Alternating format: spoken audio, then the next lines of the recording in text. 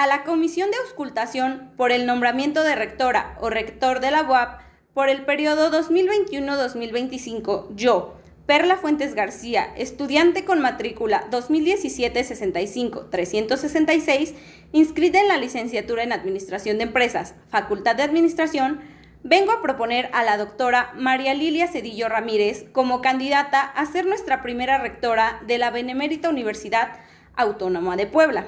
Mis razones son las siguientes. Número 1. Porque es una científica reconocida y ejemplo de muchas y muchos universitarios. 2.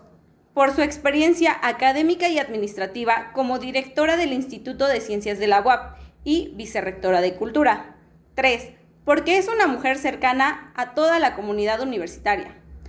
Por estas y muchas más razones, yo sí quiero que la doctora María Lilia Cedillo sea nuestra primera rectora en la UAP.